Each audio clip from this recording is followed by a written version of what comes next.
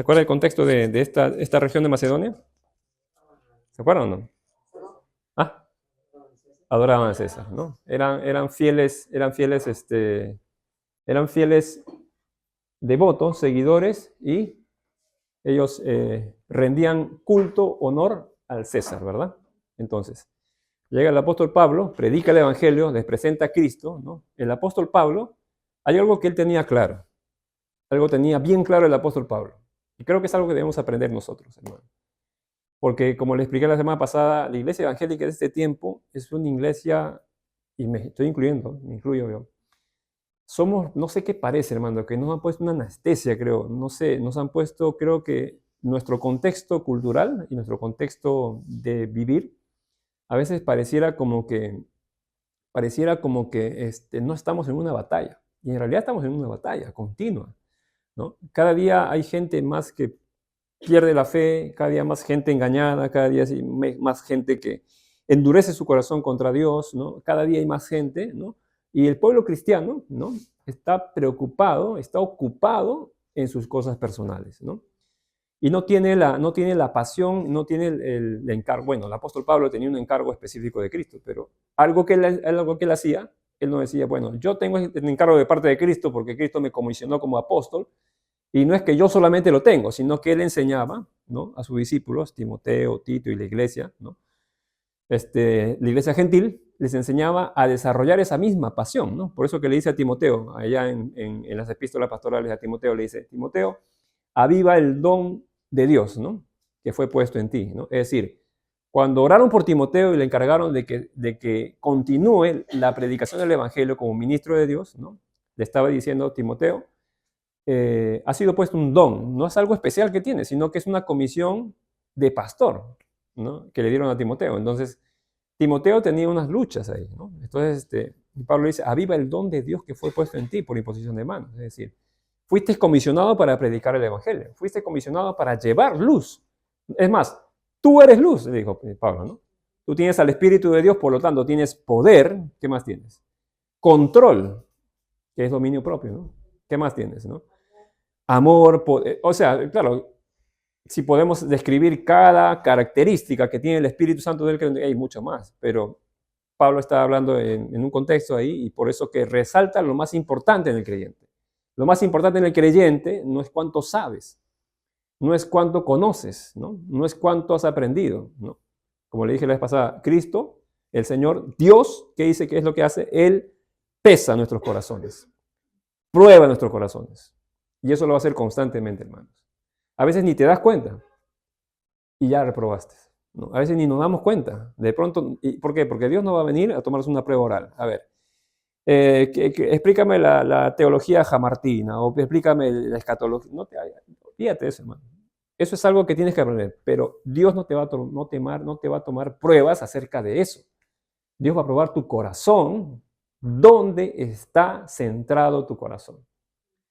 ¿Dónde está tu corazón, ¿no? Entonces, Dios está probando constantemente nuestro corazón, ¿no? Y nuestro corazón tiene que aprender, porque estamos hablando de nuestra alma, tiene que aprender a vivir para Dios, ¿no? A vivir para Cristo. Tenemos que aprender, y estamos en ese proceso, hermano. Nos cuesta a todos nos cuesta. Por ahí hay algunos pastores que dicen, no, yo ya alcancé ya. Sí, está bien, algunos pueden alcanzar cierto control, ¿no? Pueden crecer en cierto nivel, pero todos estamos en la misma condición. O sea, podemos resbalar en un segundo. Todos. No hay nadie acá que diga, no, es que yo ya soy reglorificado y no sé qué punto. No, no, no. Todos estamos en la misma condición. Todos podemos deslizarnos. Por eso Pablo nos invita y nos anima, ¿no?, a que estemos firmes, ¿no?, a que estemos atentos, ¿no?, a que no ignoremos las maquinaciones del maligno, a que estemos entendidos y claros del plan de Dios que Dios tiene para nuestras vidas, por lo cual Dios nos sigue dando vida, ¿no? Hay muchos que ya murieron, entonces Dios, con los que ya murieron, pues cumplió un propósito con ellos, ¿no?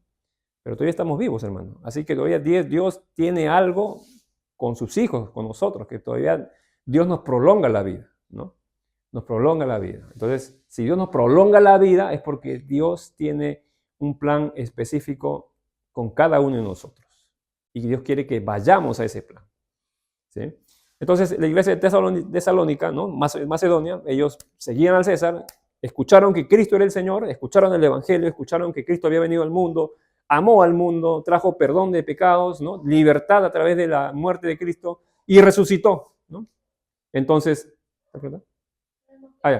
Entonces, y resucitó y ellos creyeron, hermano. Increíblemente creyeron, ¿no? Y dejaron de servir al César. Eso significaba que iban a morir, ¿no? Eso significaba que estaban dispuestos a sacrificar su vida. Entonces estaban dispuestos no sé cuántos están dispuestos a sacrificar su vida el día de hoy. Y es algo a veces extremo, es un extremo a veces, ¿no? Pero pasa.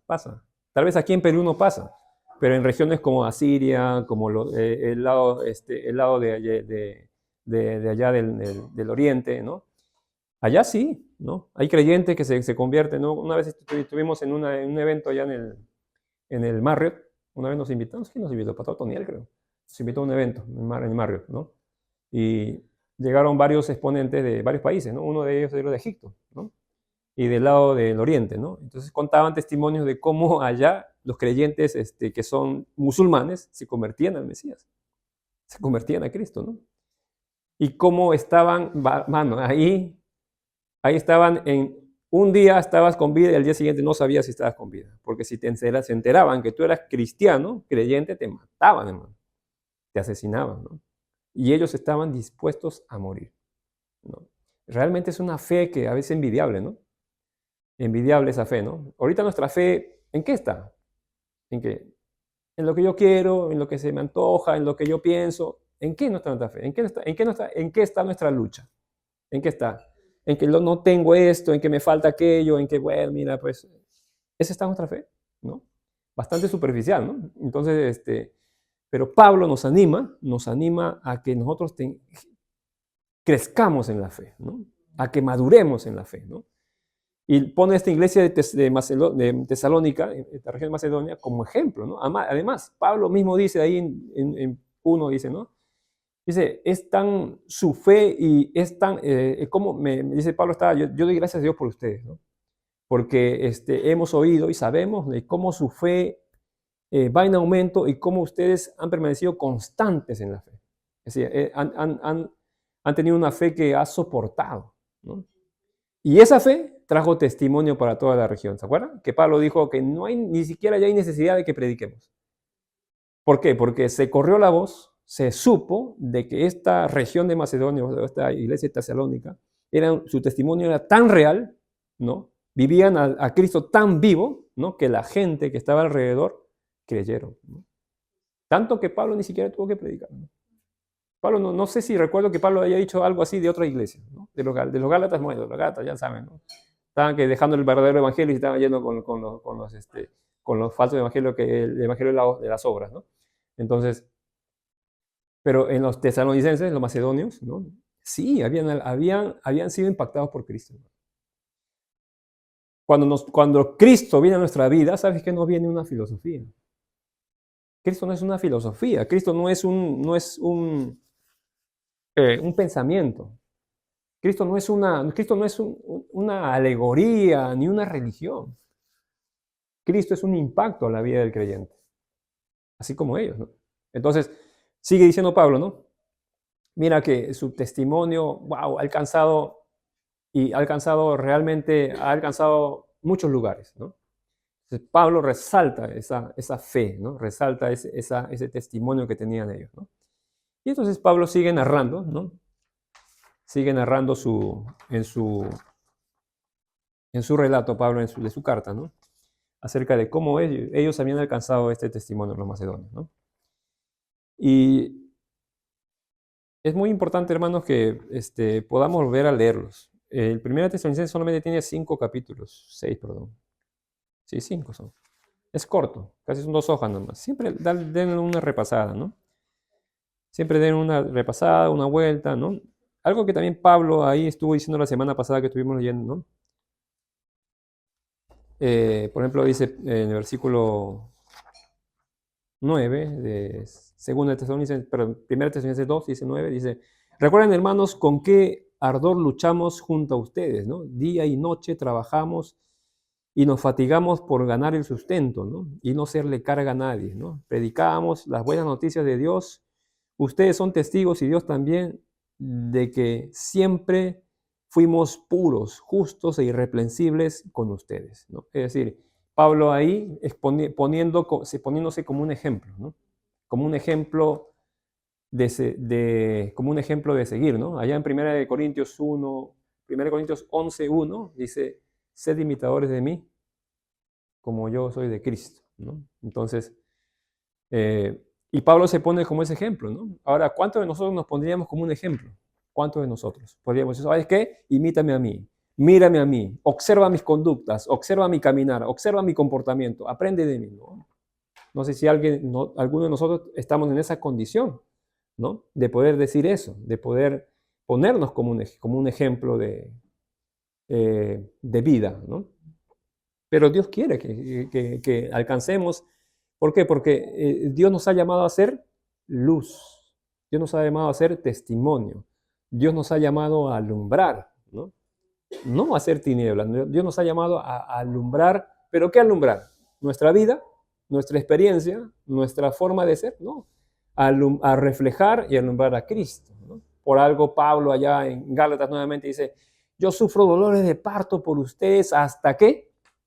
Hasta ver, ¿no? A Cristo formado en ustedes, dice Pablo. O sea, Pablo su interés de él, a él no importa si comía, si bebía, si no dormía, a él no le interesaba nada de eso.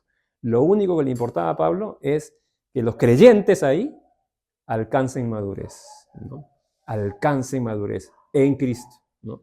Que alcancen madurez, que conozcan a Dios, que sean reflejo de Dios. Eso era de Pablo se puede decir, era su misión, ¿no? Su misión. Lo tenía bien fuerte, ¿no? Y por eso Pablo decía, yo por ustedes, hermano, sufro como dolores de parto. Nosotros no hemos experimentado esos dolores, ¿no? Las mujeres sí, ¿no? ¿No?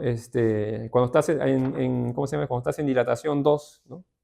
O 3, estás que te mueres, ¿no? Y todavía dicen, no, regresa a tu casa, falta, hasta el día todavía tiene que llegar, ¿no?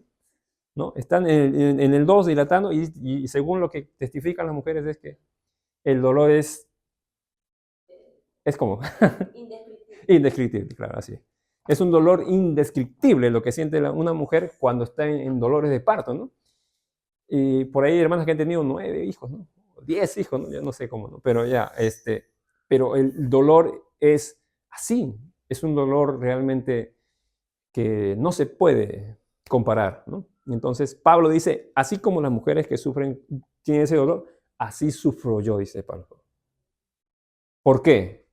Porque Dios lo prospere, porque Dios restaure tu familia, porque Dios levante tu vida, porque Dios te dé carro, casa, tengas comodidad, tengas todo, por eso, ¿no? Por ver a Cristo formado en cada uno de ustedes. Ese era su dolor, esa era su pasión.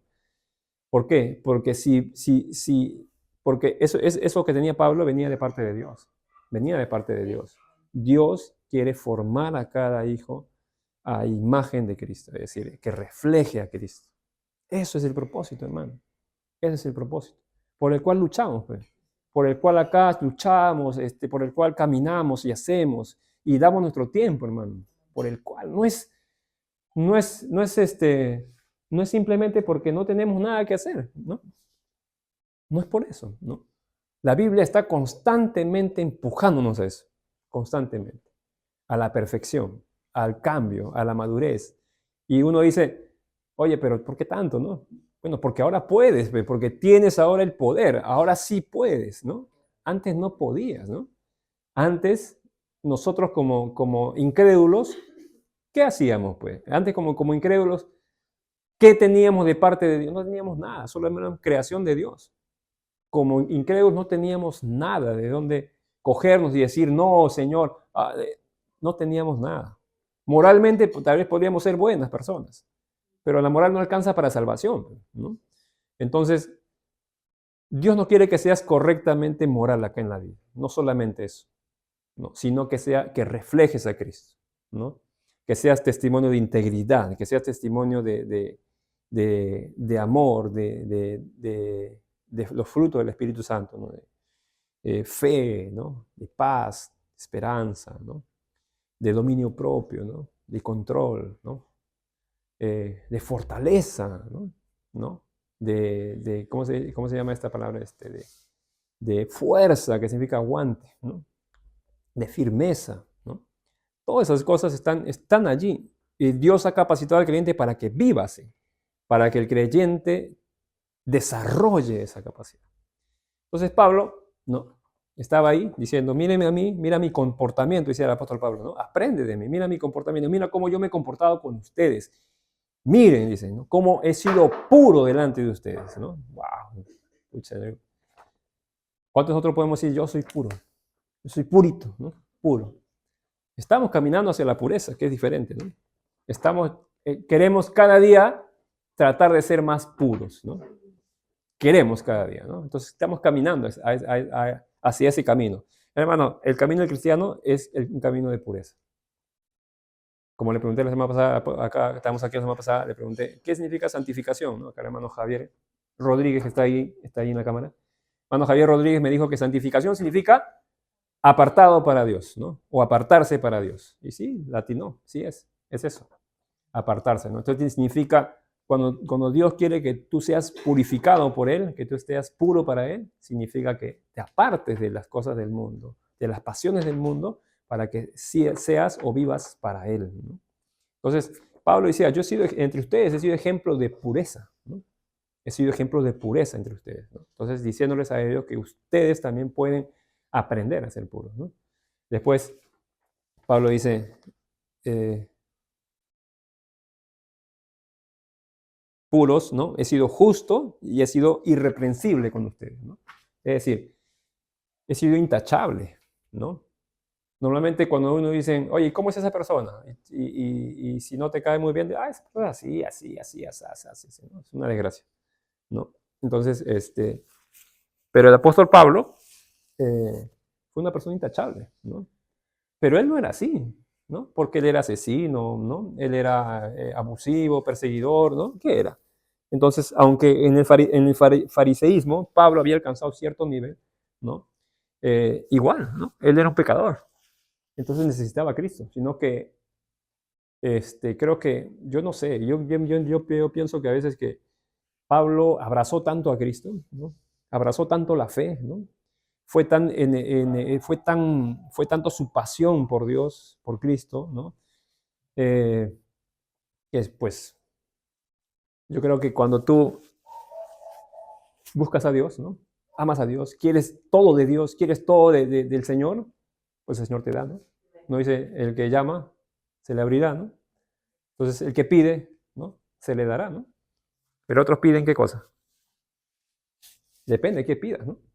A veces pedimos, como dice en Santiago, ¿no? Para nuestros placeres, ¿no? O deleites, ¿no? Pero debemos pedir para nuestro crecimiento, hermano. Porque eso es lo que va, no solamente ayudar nuestras vidas, sino que también reflejar a nuestra familia, ¿no? Dejarle algo a nuestra familia, ¿no? Entonces, el apóstol Pablo sigue en su narración y ahora estamos acabando el capítulo 2, porque la semana pasada nos quedamos en el capítulo 16. Y ahora vamos a acabar desde el 17, es corto, del 17 al 20. Dice Pablo, ¿no? Continúa Pablo en su relato, ¿no? Dice, pero nosotros, ¿no? Pablo y los demás hermanos, nosotros hermanos separados de vosotros, dice, por un tiempo. Es decir, Pablo, ¿se acuerdan? ¿Cuánto tiempo estuvo Pablo en Tesalónica? 3 semanas, ¿no? Estuvo 3 semanas nada más predicando el Evangelio, ¿no? Entonces, en ese corto tiempo que estuvo Pablo, se entregó por ellos, ¿no? Pero fue corto tiempo, ¿no? Fue muy corto el tiempo para que ellos escucharan, creyeran y asimilaran, ¿no? Nosotros vamos más de 15 años, hermanos, ¿no? Y a veces seguimos igual, ¿no?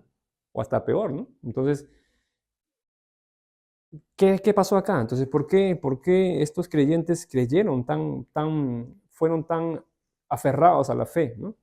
Y creo que también el contexto ayuda un poco, ¿no? Lo que ellos vivían en ese momento, ¿no?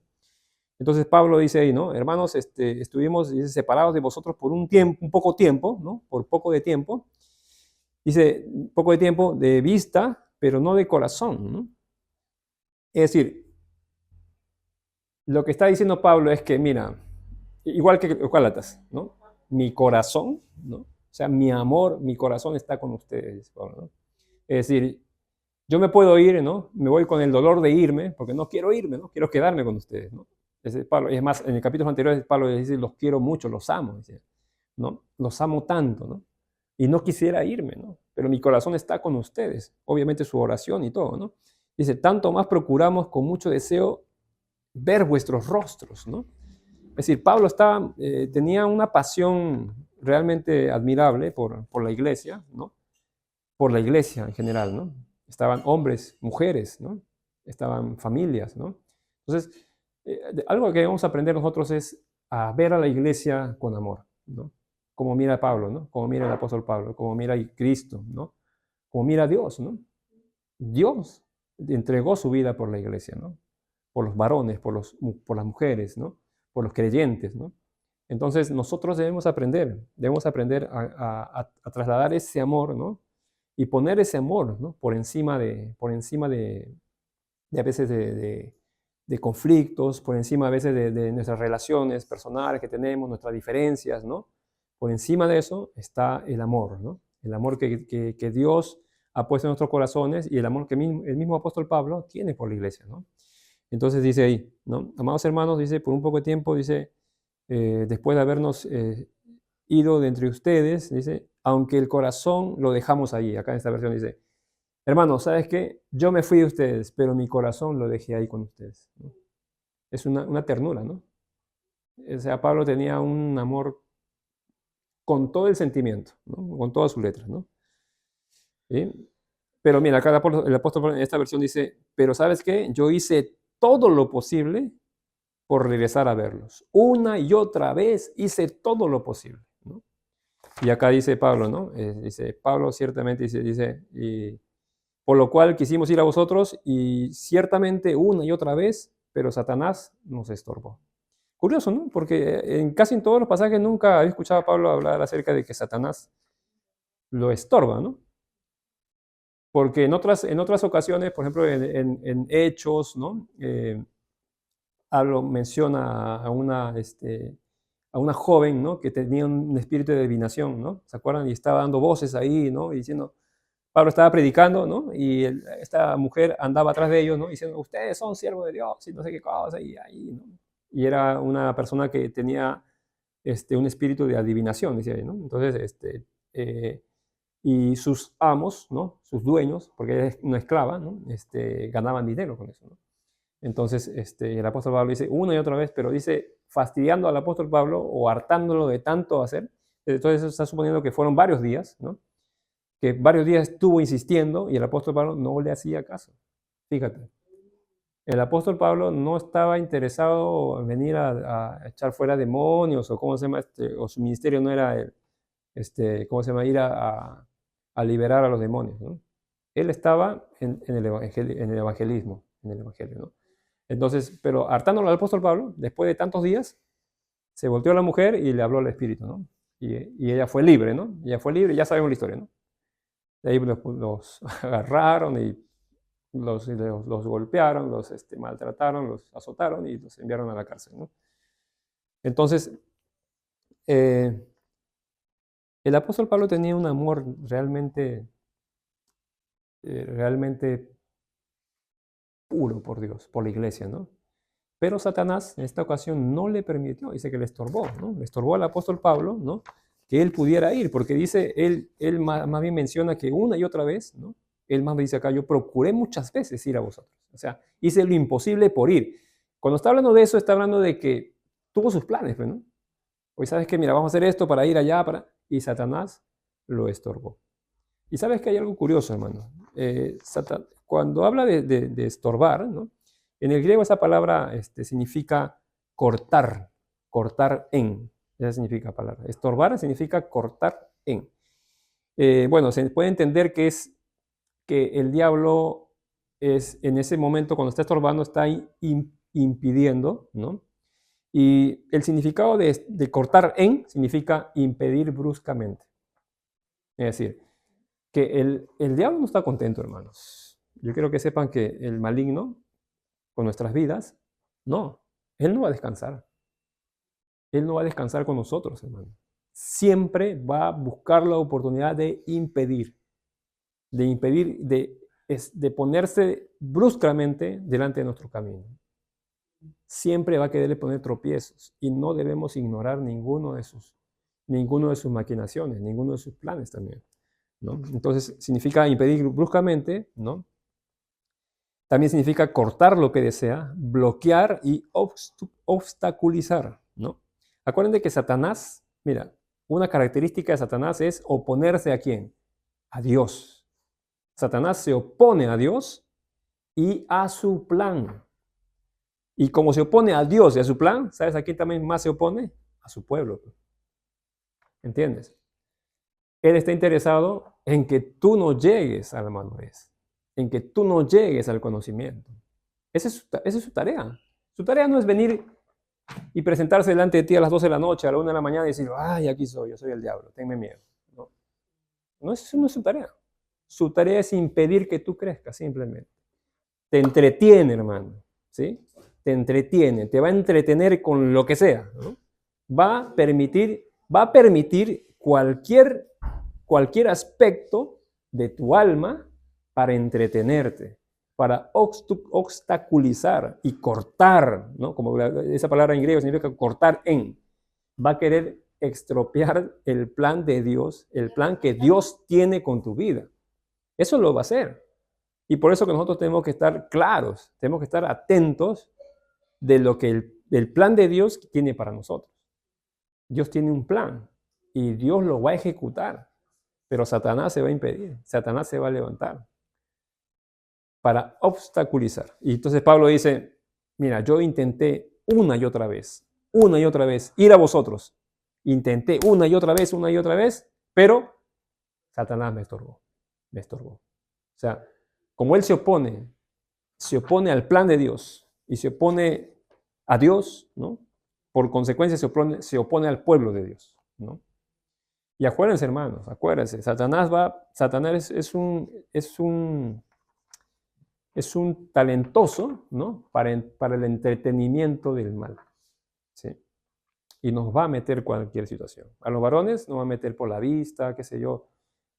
A las mujeres también tienen sus debilidades. Así que tenemos que estar alertas.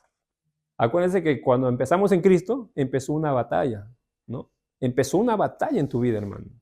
Empezó una batalla, ¿no? Y no va a terminar, ¿eh? Esa batalla va a durar hasta al día que te mueras. Pero tienes que entender que estamos en una batalla.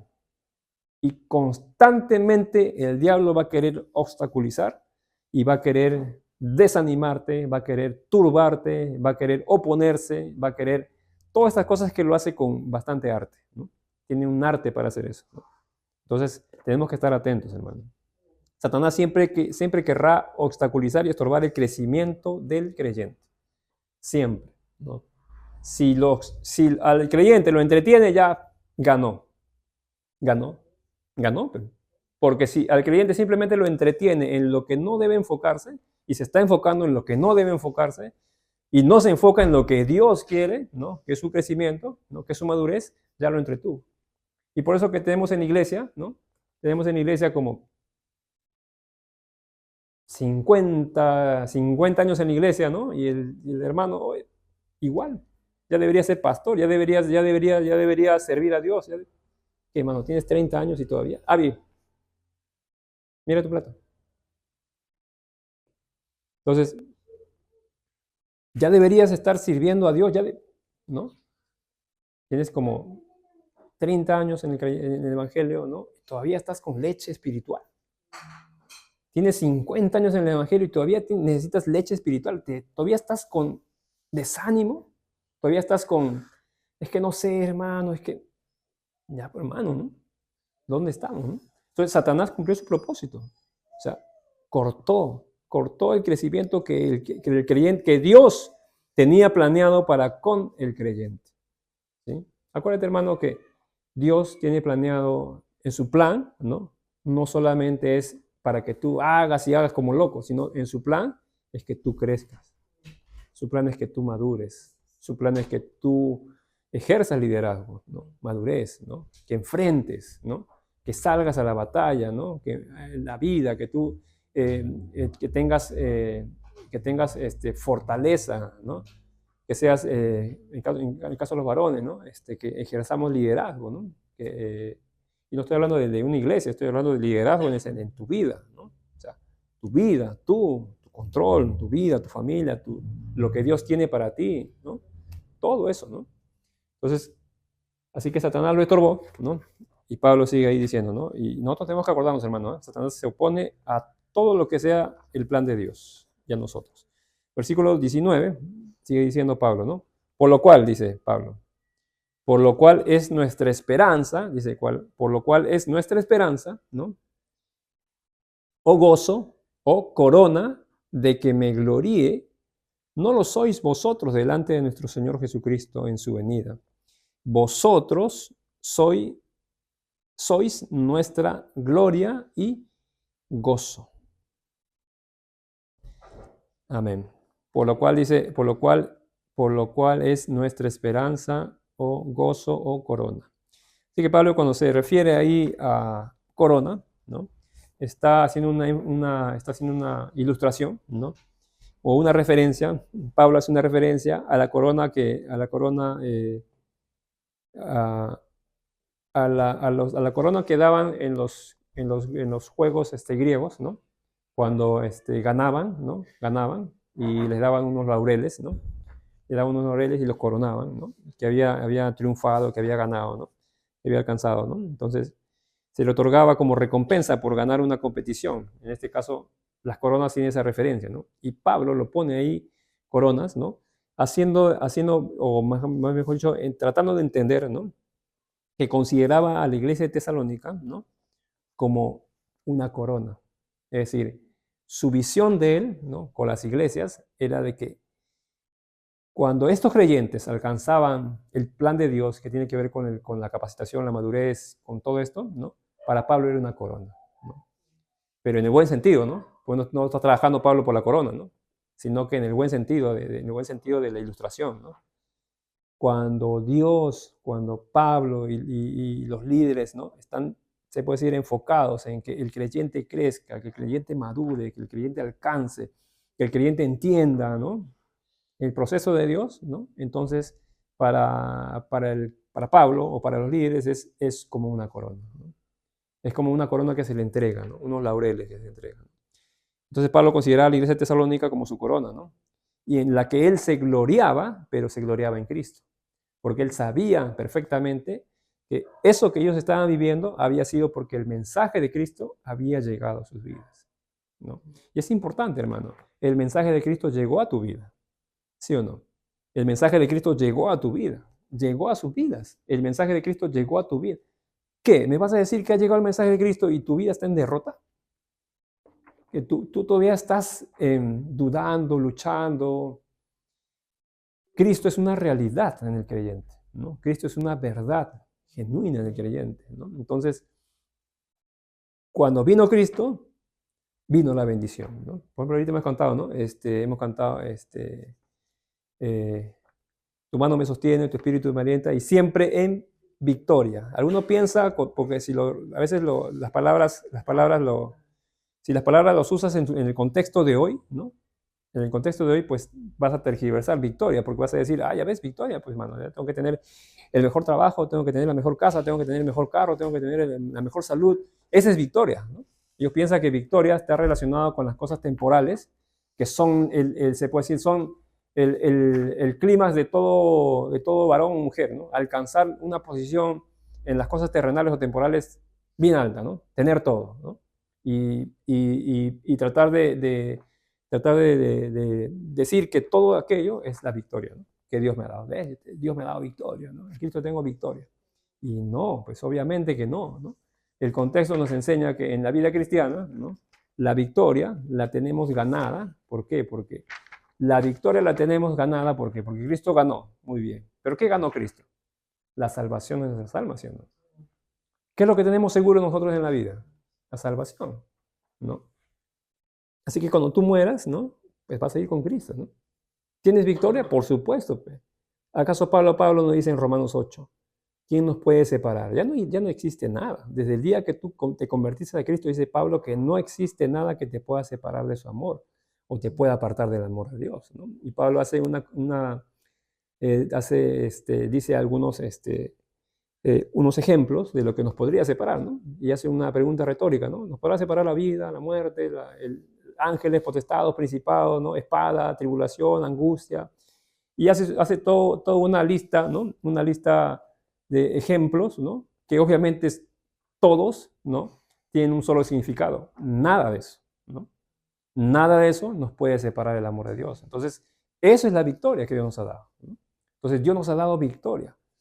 Entonces, caminamos en victoria, ¿no? No en la victoria, sino caminamos en victoria en Dios, porque sé que mi vida, ¿no? Está siendo tratada por Dios. Que sé que mi vida va a ser tratada por Dios. Y si yo me niego a ser tratado por Dios, igual Dios te va a tratar, porque Dios es Dios, ¿no? Él es el Padre, ¿no? Nosotros somos hijos, ¿no? Entonces, Dios nos va a tratar sí o sí, a todos, ninguno se nos va a escapar. ¿Por qué? Porque Dios nos ama a todos.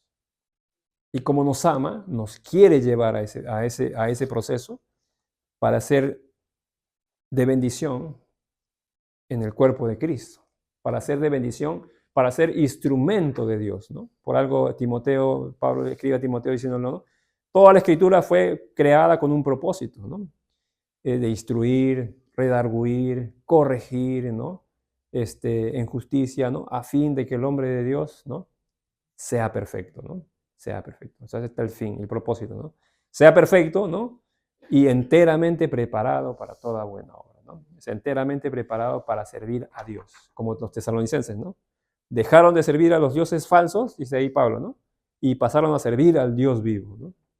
Inmediatamente dejaron de servir a los dioses falsos, o sea, dejaron la vida del mundo, sus costumbres paganas y todas sus aberraciones paganas que ellos hacían, dejaron todo eso para seguir la vida de Cristo, ¿no? Para cambiar de camino, cambiaron de camino.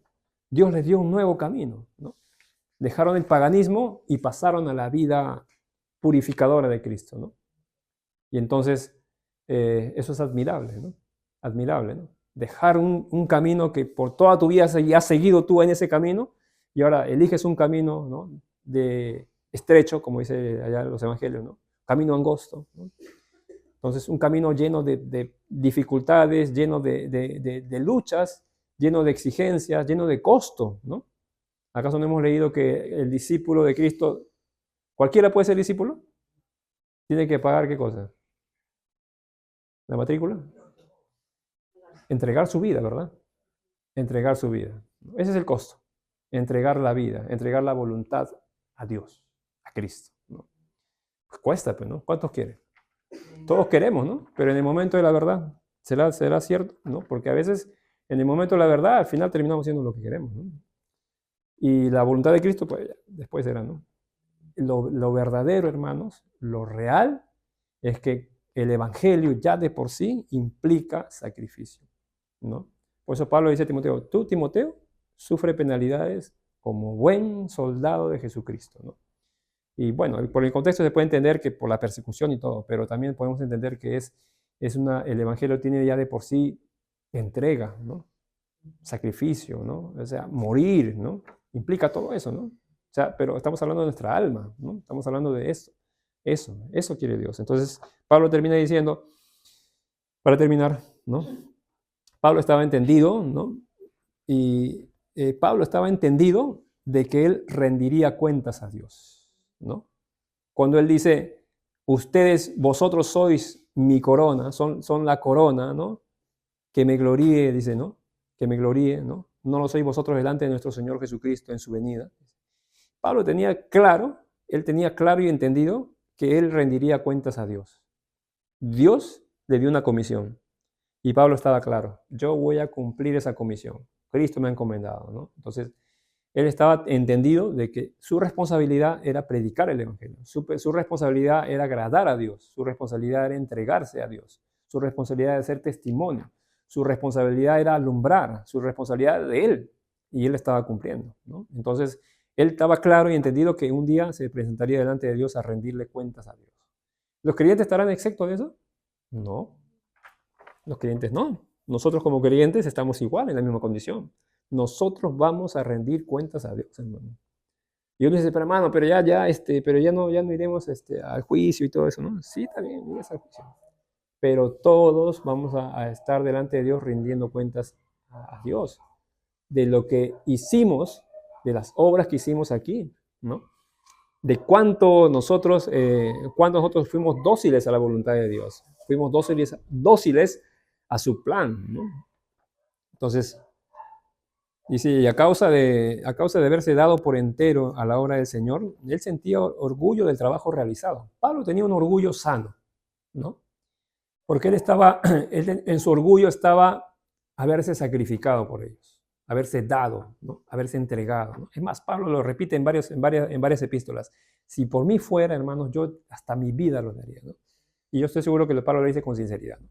Si por mí fuera, daría mi vida por ustedes. ¿Quién puede decir eso? Dar su vida por los demás, por la iglesia, por el amor a los demás. No, yo todavía no estoy a ese nivel, dicen. Me falta pues estar a ese nivel, ¿no? Pero Pablo enseña principios de vida. Son principios que podemos aprender, ¿no? O sea, el amor, la entrega, el sacrificio, ¿no? Por la obra de Dios, ¿no? Por el servicio a Cristo, ¿no? Entonces, eso para Pablo no tenía cuestiones, ¿no? No tenía cuestiones. Para él no tenía reclamos, ni tenía, no, que mira, ni argumentos para decir, no, es que yo no, porque es por esto y por esto. No tenía argumentos. Pablo se había entregado su vida completa a Cristo. Por eso él dice en Colosenses, con Cristo yo estoy juntamente crucificado, ¿eh? Por si acaso, dice Pablo, ¿no? Y ya no vivo yo, mas Cristo vive en mí. Y después sigue diciendo, y lo que yo vivo ahora en la carne, ¿no? Lo vivo en la fe, ¿no? Del Hijo de Dios, que me amó y se entregó por mí, ¿no? Entonces, ese es un poco nuestro vivir diario, ¿no? Que debemos vivir nosotros. El pueblo de Dios era su orgullo y alegría, ¿no? Por la fe genuina y madura que reflejaba. Cuando dice Pablo en el capítulo 20, en versículo 20, que es al final, dice, vosotros sois nuestra gloria y gozo, ¿no? Así dice, vosotros sois nuestra gloria y gozo, ¿no? Acá en esta versión dice, esta versión mira cómo dice, esta versión dice, ustedes son nuestro trofeo y nuestra alegría máxima, ¿no? O sea, su trofeo de Pablo no eran las cosas temporales, ¿no? Su trofeo de Pablo era ver al creyente alcanzando madurez, reflejando a Cristo. Ese era su trofeo. Por eso él iba a morir, ¿no? A él no le interesaba si le daban privilegios, si le daban, ¿cómo se llama? Si le daban honores, le rendían honores, si le rendían... No le interesaba nada de eso. Su único trofeo, su única alegría de Pablo era ver a los creyentes reflejando a Cristo en toda su manera de vivir, ¿no? Y eso es lo mismo, hermano, que sentimos nosotros, ¿no? Nuestro trofeo o nuestra alegría es ver a cada hermano reflejando a Cristo, cada hermano, ¿no? Reflejando a Cristo en toda la manera de vivir, ¿no? En pensamiento, en conducta, en amor, en dominio, en todo, ¿no? Y qué bueno que ahora el creyente puede, ¿no? Antes no podía. Qué bueno que ahora el creyente sí está potenciado para poder hacer eso. Y todo por el plan de Dios. Todo por la salvación de Cristo, ¿no? Todo lo que la obra de Cristo alcanza en el creyente, ¿no? ¿Se acuerdan que vimos soteriología, no? ¿Se acuerdan que vimos soteriología, no? Que implicaba imputación, implicaba ¿qué más? A ver, dígame. Justificación, redención, adopción, ¿no? ¿Qué más? Ya se olvidaron, ¿no? ¿Qué más? Implicaba, es más, y yo he cortado algunos, ¿sabes? Porque había varios, remisión de pecados, ¿no?